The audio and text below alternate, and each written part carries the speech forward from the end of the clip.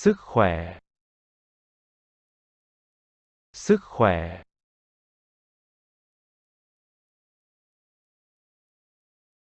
Đau. Đau.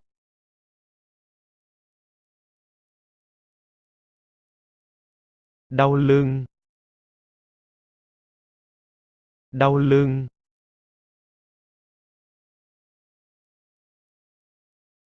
Băng cá nhân. Băng cá nhân.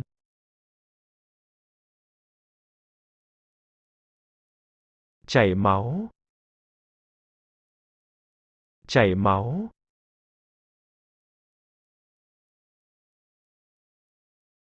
Gãy tay.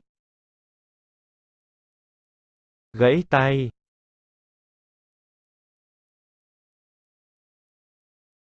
Gãy chân. Gãy chân.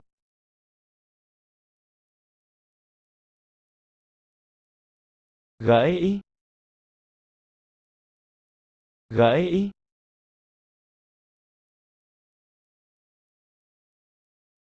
Vết bầm tím. Vết bầm tím.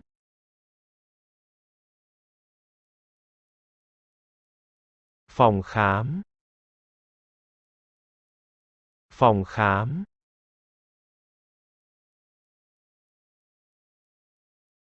Cảm lạnh. Cảm lạnh.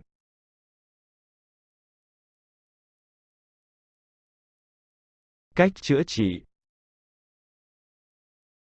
Cách chữa trị.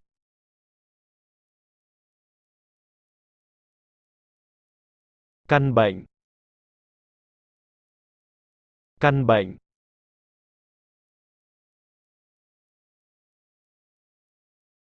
Chứng rối loạn. Chứng rối loạn.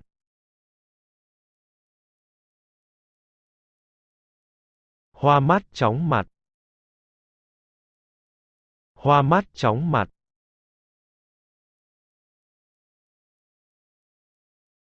Bác sĩ. Bác sĩ.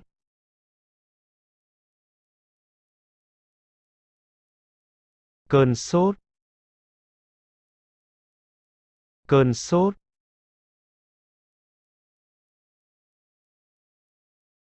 Bệnh cảm cúm. Bệnh cảm cúm.